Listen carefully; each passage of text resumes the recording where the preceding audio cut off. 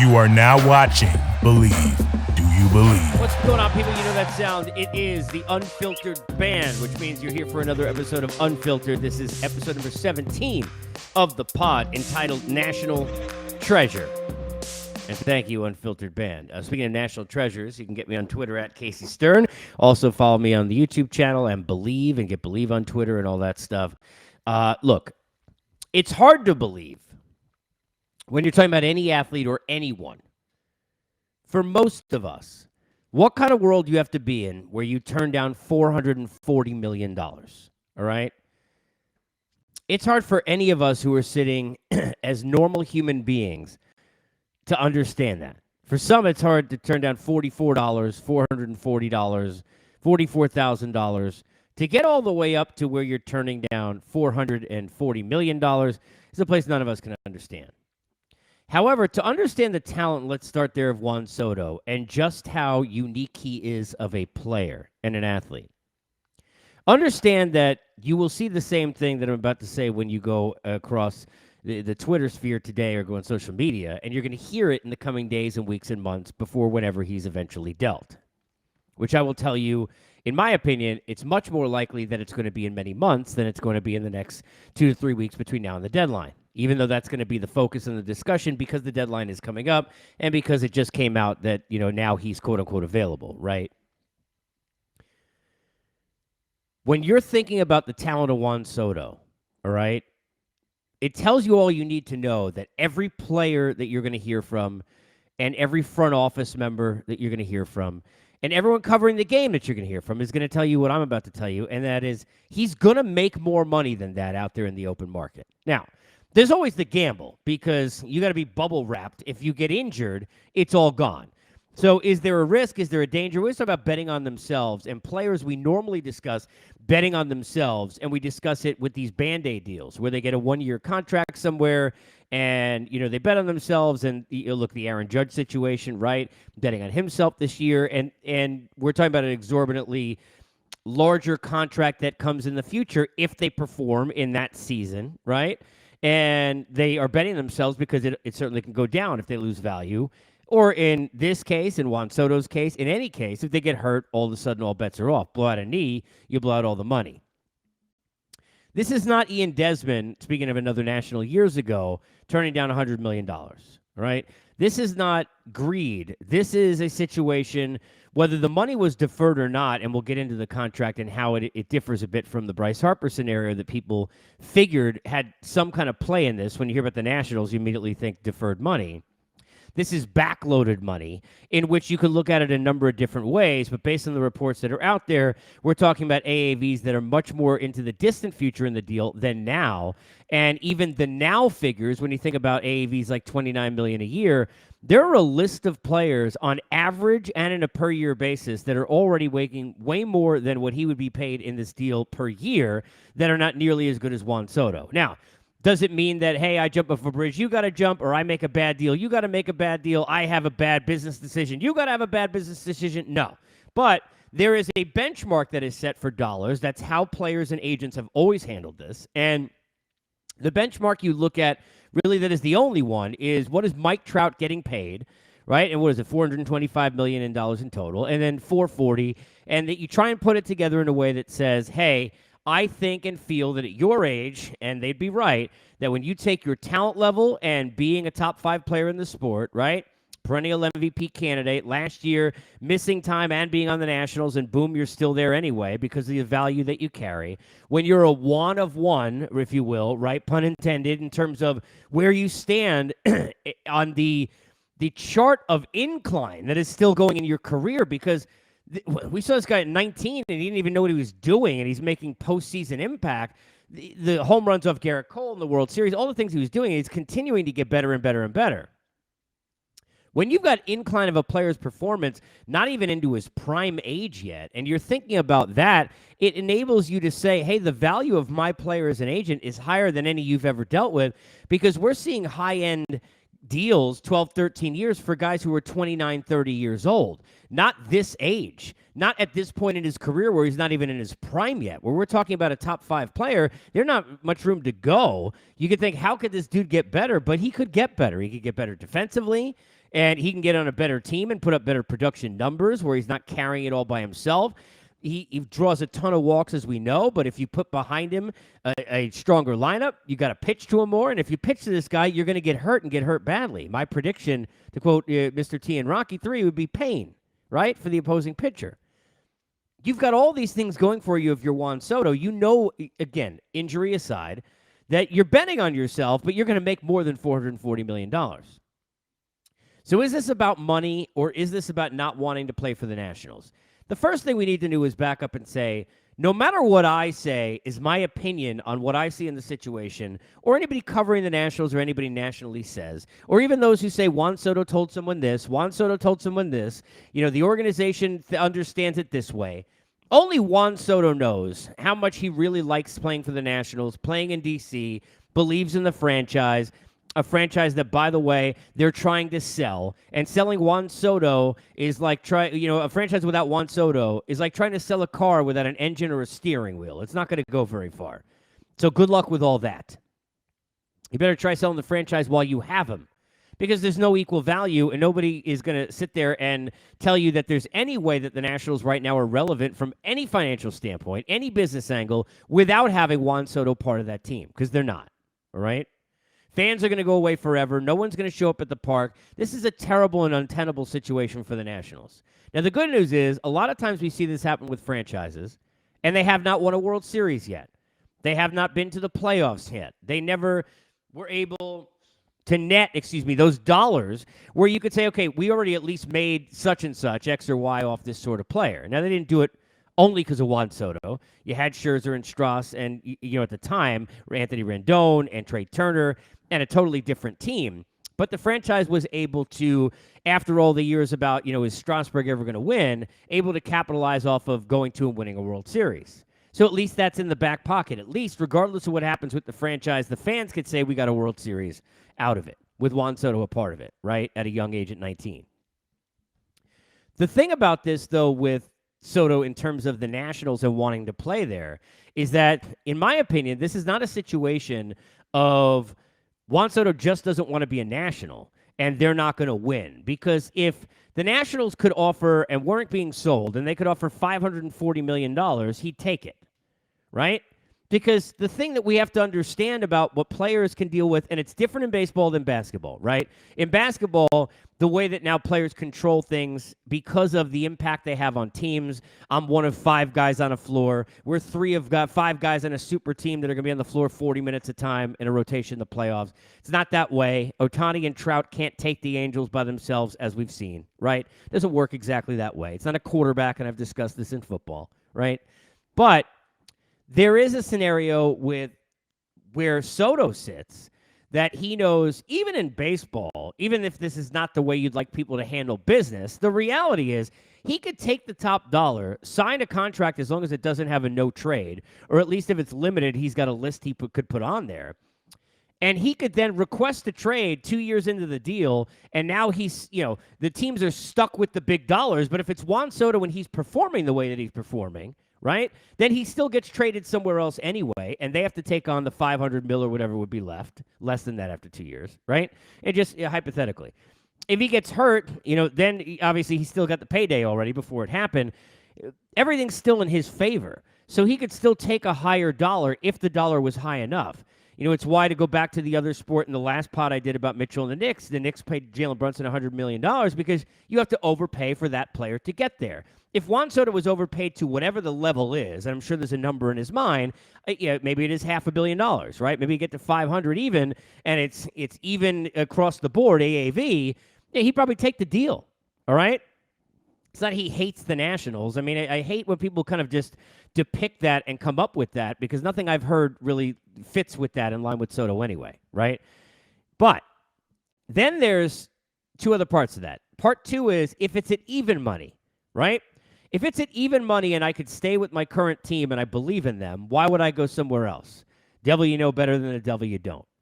If it's at even money, do I want to be with this team and believe they can win as much as other teams? Do I want to be in this city in Washington, D.C. in this case, as much as I want to be in other places? I don't believe that that is the case. Now, we can't really answer that because Juan Soto is not a straight free agent, and it's not like the Nationals offered him $440 million.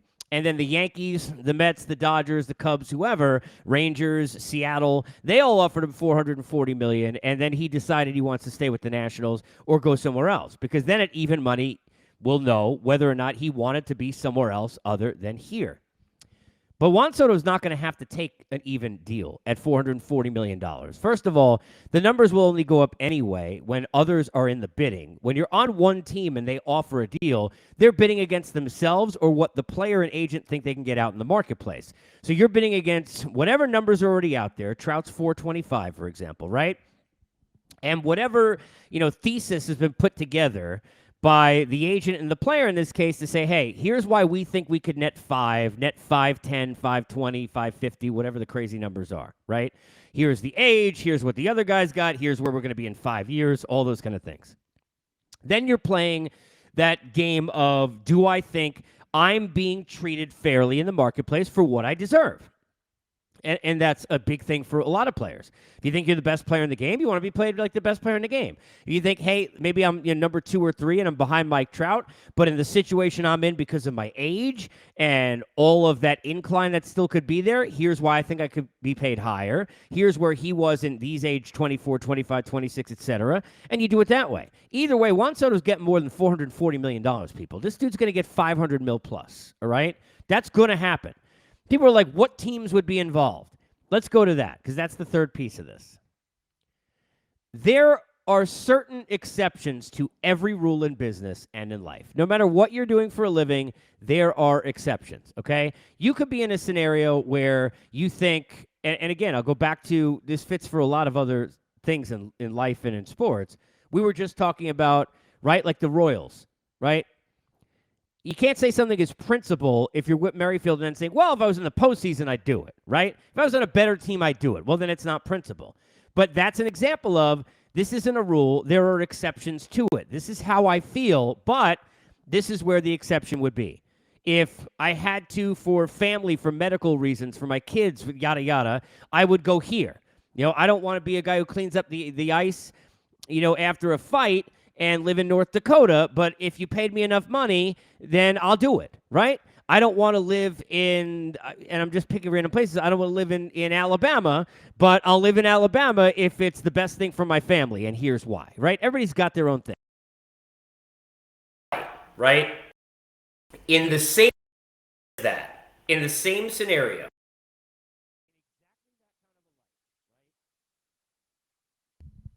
No different at all.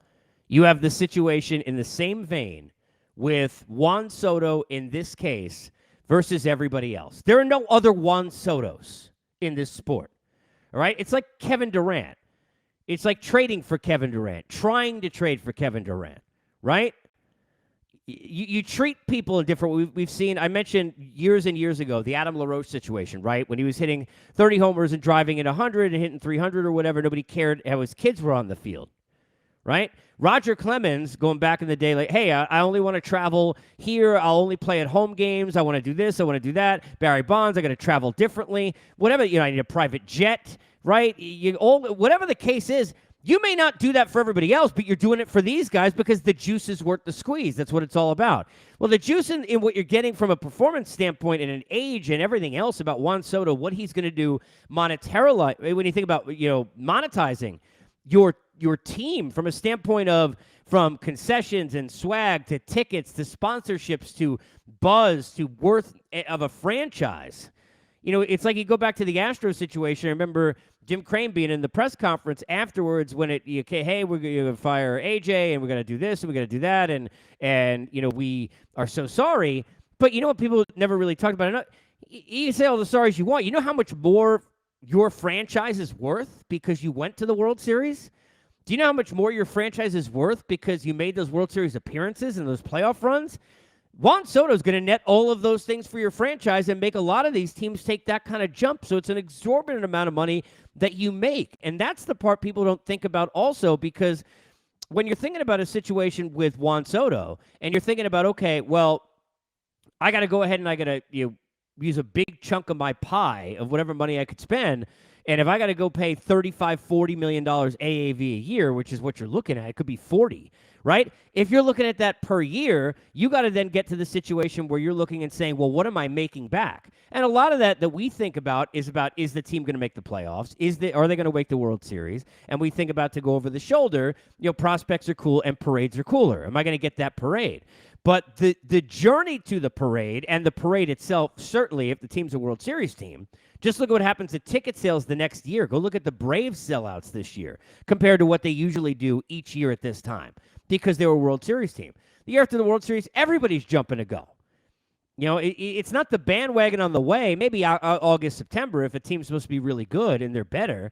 Even in cities like Cleveland, like teams have seen fans get on the rise right everywhere but Tampa, let's say, in that St. Pete area, because your team's got a chance. But it's the year afterwards where they make the money. Now, Soto going to make that money if a team makes the World Series, but how about the journey? How about all the sponsorships? How about the other players that want to sign? You can monetize in so many different ways, the amount of ways that this team's going to make money, that whatever money's spent on him, it's not like it goes out into the ether and it disappears. You're getting a lot of that back.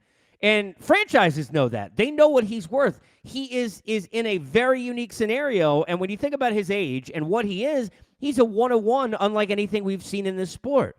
This would be the greatest free agent if he continued for the next couple of years, right? Playing even the way he's playing at that age. It would be the highest paid free agent we've ever had. It would be the highest profile free agent we've ever had in an offseason, and both those things would be the case. All right? So he's going to make more than 440. He's going to make 500 plus. And teams who normally, my point is, would say, there's no way I'm paying for that, will pay for it. No way I'm going to pay a luxury tax and go over because of that. They'll do it. No way I will go ahead and trade all these prospects for that guy. They'll do it because he's a different dude. Let's back up. What about the prospects and the situation of where he is now? Now, when you find out, and look, every team listens to everybody. This whole thing, like, I may not, and I've always used this analogy over the years, and I think it really does make sense. And I'm somebody who, if you're new to this with me only through kind of the podcast and didn't listen to me over the last 20 years or whatever, I am a big proponent of, we're all normal people. Sometimes it's not dumbing it down. Bring it down to normal people level where you and I sit, so we can understand, okay, what mental place can I put myself in where I would understand what a decision like this could be like, all right? Let me give you the one I always use. You may have just moved into your house. You just unpacking to move into a house when you buy a new house. And congrats to anybody listening who just did this. But when you buy a new house and move into a new house, it is a crazy thing. Now, I've rented in places, but it is nothing like when I bought a house and have been through that, and then you're moving, because you're going to, it's like a tattoo on your body. Like, you're going to have it forever, right? And even though I didn't, I had it 15 years. So, this is a long period of time. It's not like a 1 or 2 year lease, right? You're going to be in a situation where unpacking is like the biggest albatross ever. Like, you're renovating, you're doing all these things. When you finally go from sitting and eating pizza out of a box on a floor, and you've got nothing but a futon, everything's in boxes, the delivery guys haven't come on time, the cable hasn't been set up on time, all that stuff, and you're finally done, whether it takes you 2 to 3 weeks or 2 to 3 months. I want you to imagine that day and the relief, if you've been there, and a lot of us have, right? The relief of, oh my God, like you look over, it's finally over, right? Like the last thing's pushed in the garage. This is kind of, at least for now, how we dreamed our house would be set up. All right? Kids are sleeping, sitting there, husband and wife, you're having a bottle of champagne. You just toasted, and the phone rings. You go pick it up. You say, really? Really? Holy crap, okay. And you hang up. Then your spouse says to you, who was that? Well, honey, that was the realtor. They said, somebody just offered us 50% above what we just paid for this house if we move out of it right now. 99% of you and me are now going and getting every box you just had, almost like you're going in rewind. You're packing all over again and finding another place to live. because of the exorbitant amount of money that would be. Just think about it. Even if you paid whatever for a house, a couple $100,000, and just go and do that, the numbers, right? 50% would be crazy. I mean, you might look to make that an investment over 20 years. You just made it in 10 minutes. You never in the world, if somebody would have called you 5 minutes before that and said, hey, would you ever move again? You would have said, move again? I just got done unpacking. What are you, crazy? Are you batshit nuts? I just got through all this garbage. It's the worst thing in the world. I'm going to be here for 20 years. You don't understand what I'm building in the backyard. Me and little Tommy, we're just out there talking about the playground we're going to build. I got this new pool that's getting cleaned tomorrow, right? Like the bathroom fixtures are great. I mean, my wife is so happy with everything that's going on. I got the dungeon downstairs and the man cave all set up with the movie theater. There's no way. It wouldn't matter what anybody did. The hell with that. You're not moving. But there's an exception to everything in life. They're an exception to every business deal in life. When finances are involved, there is an exception to everything. All right? You don't even want to know how many people would break up with you or divorce you tomorrow if they got a big check to do it. And you don't even want to know. Facts. Okay? This is real life. This is real life. People will do anything for money. It's crazy. And look, I would say, well, I'm not that way, and I'm not. But there are probably exceptions to that rule, too. Juan Soto's an exception. So how many teams can afford him? It's not just the Mets and the Yankees. Yeah, it's like, okay, well, the Dodgers, well, how about I got all these other contracts on the payroll? You figure it out for Juan Soto. Again, let's go back to that. You move dudes. You figure out contracts you can get rid of. Cubs, Texas Rangers, Seattle Mariners. I mean, there are a lot of teams that you could put in there. Boston Red Sox, for sure, right? San Francisco Giants, who love star quality, for sure. Padres, for sure. There's a million teams. This idea is like there's no teams. Are you kidding me? I'd probably give you 12 teams that could do it. Because he's an exception to do it. The money he's going to make you is an exception to do it. Now, the other part of that, all right? And before I go to the other part of that, and I want to get into trading for him if you can't sign him long-term, which I know people don't talk about a lot, but I think is also something to discuss here. But when we talk about exceptions, one of the exceptions where this fits, and I've already talked to a couple people, executives, in the last couple hours to kind of get their thought, like, am I wrong with this? Or like this idea of in division is some bullshit here. And it is. It's some bullshit. And look, I'm not going just based on two people, but I believe wholeheartedly as well, from what I know with this industry, it's bullshit. Why? The Nationals don't even know who's going to own the team. They're trying to sell it. The franchise isn't going to be worth anything without Soto. No matter how many draft picks you get or what you get for him, right? It doesn't matter because they're not going to be a factor against you until that cycle rolls all the way around 5-6 years from now. And by then, Soto, depending upon the contract, may not even been on your team and asked to be traded again anyway, right? So in division, he could be traded to the Braves. He could be traded to the Mets. He could be traded to the Phillies. Absolutely. To the Marlins in terms of in division. Absolutely. In division, this is another one of these exceptions to the rule. Like a guy who's got 1 year left and you're battling for a division and you're 4 games behind them, you're not going to trade this dude to them to go assure that you lose the division. In this case, it doesn't mean shit. Nobody cares. He could be traded in division. So let's get rid of that.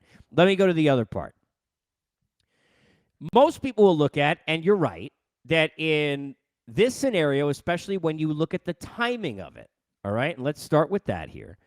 Well, it's 3 weeks to the deadline. You got time, or 2.5 weeks, whatever it is. You got time, all right? You have time in terms of to have conversations.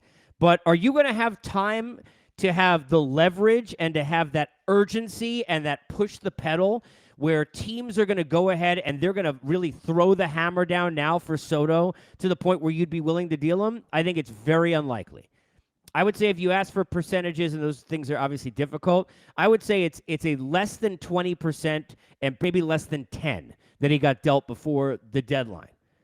If you were to give me like a pie of 100, just my own guess, I would tell you, let's use between now and the deadline, okay? Let's use next offseason, and let's use next year's deadline period, all right?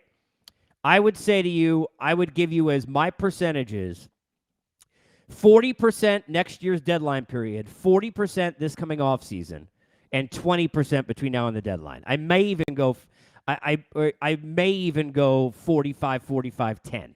probably. Actually, I think I do that. 45% in the next year's lead up to the deadline, 45% in the offseason upcoming, and 10% between now and the deadline. It's just too difficult. And you're not going to know. Like, that's part of the problem about making deals is sometimes these deals are made too early, and you hear GMs say, and I understand it from their side, hindsight's 2020.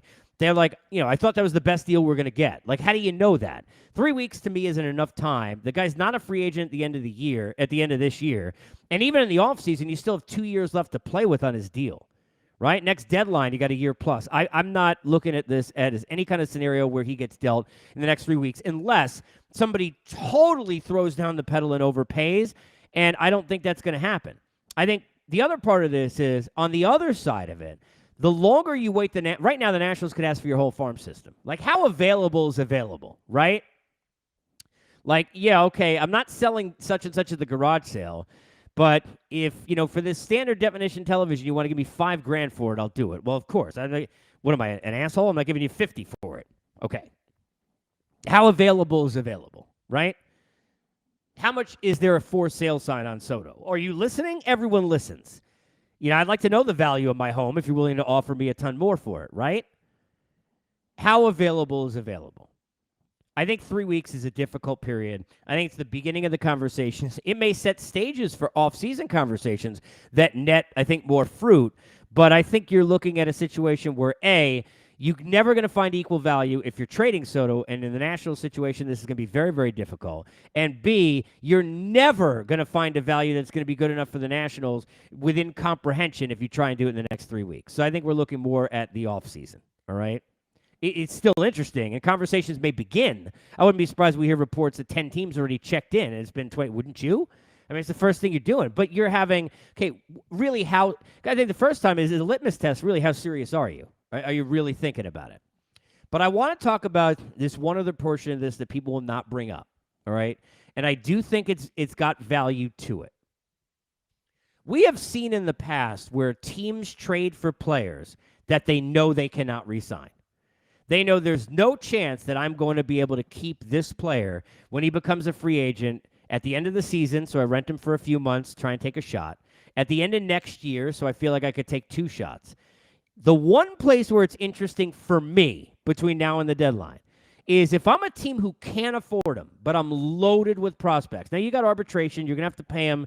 I mean, look what Judge just got. You're going to talk about a nice number, right? So there's going to be a monetary aspect of this, but it's not to the long-term conversation of having a deal for a guy for, $500 million, right? We're talking about his current deal and going through the arbitration process. It's going to be money involved. But, again, how crazy you want to get. Teams like the Mariners who maybe like, I don't know if I'm going to pay for him afterwards, but I'm willing to pay the arbitration numbers, and I got a chance to make the postseason. I just won 11 straight, et cetera, right? Minnesota Twins, hey, got a chance to really win this division, and after going up and down, I want to try and beat the Yankees once in the playoffs. I can never go ahead and keep Soto, but if I could take 3 shots at him this postseason and the next 2, maybe it's worth it for me. The Tampa Bay Rays, the Oakland Athletics, there are a lot of teams. You could put anybody. Look, it's Juan Soto. Again, going back to it, there are some of these where like, that's stupid. There's no way. There's no way except it's Juan Soto. And if you're overloaded with prospects, the other part of this is if you do this now between now and the deadline, and again, this is highly unlikely, but I think it's important to bring up, all right? If you do this between now and the deadline and you're a team that cannot afford to keep him, but you can afford at least what it's going to be between now and the end of his contract, think about this. You can go get a dude and go move him anyway. Assuming Juan Soto is going to keep being Juan Soto, it's why you think the value is going to be 5, 6, 7. I mean, who knows how many $1 million he can make, right? I think I think if he was a free agent at the end of this offseason, I think the number would be 500. My own guess. I think that would be the number to get over. It would be like a Price is Right, $501 million. I think that's where you'd be looking at. All right, I do. $40 million a year, $500 in $1 million kind of a thing. I think that's what you're looking at. If he's a free agent now. That could get bigger, just think about it, naturally over the next 2 years. But here's the other part of this. If you got a chance to win now and you can't afford to keep him on it, you're not going to offer him $500 million, but you're loaded with prospects and you're winning, and you're in the winning season, and you got a chance to make money. Like you don't have a high payroll, right? You got a chance to go to the postseason. Postseason dollars come back in spades. Ticket sales the next year, forgetting the postseason, come back. You could go get Juan Soto, take a shot with him this year, turn him around in spring training, take a whole nother shot with him next year, trade him at the deadline next year with a year plus, and recoup probably the entirety of what you sold. Because the fact of the matter is that the longer that you go through this, and if he continues to play this well, just like we saw with Aaron Judge, they only raise the value, they only raise the number, but it also keeps a longer period of time for teams to start salivating about what it would be to take to get him. And you still would have the leverage that he's not a rental and you got a year plus. So I think there's a lot at play here. I don't think this is going to happen between now and the deadline. I don't.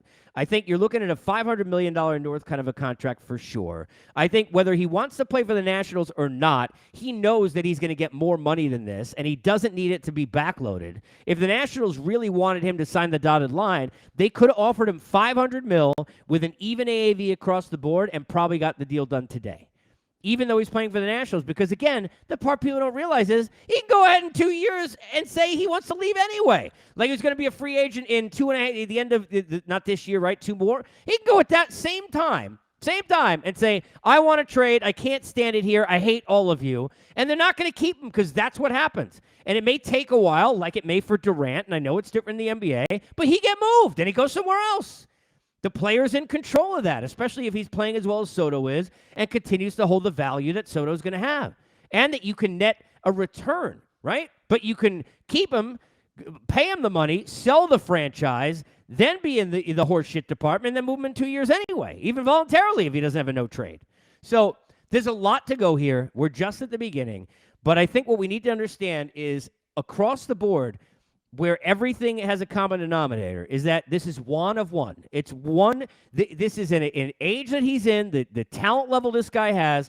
This is not like other scenarios, and I don't think it'll develop that way. You'll see teams in it that you're like, I don't think this is not just the Mets and the Yankees and the Dodgers. There are going to be other teams that would be willing to do this because of the money Juan Soto could make you. There are going to be other teams that are willing to do this, even if they're not guaranteed to sign him, because I don't got to sign him to trade for him. I got him for another couple of years. Even if you do it in the offseason, you got 2 more years. You're going to see teams get in. This will be more. I think of all the things that I could be assured of, I feel really positive and confident that more teams, and it's not going to be 20, but there may be 6, 7, 8 teams that are legitimately in a fight and a battle to get Soto, not just the 3 that you think. It is good to be Juan Soto. Again, it takes acorns. I mean, you got the low-hanging fruit. You're sitting there, and you're walking in like Vince McMahon. You are strutting like Conor McGregor if you're turning down $440 million. Good for you, Juan Soto. Not so good for the Nationals. Prospects are cool. Parades are cooler. You for being here with me at Believe, at Casey Stern, is the coolest. Thank you for joining us for another episode of Unfiltered. Another one is coming up soon. This has been episode 17. I have been this guy.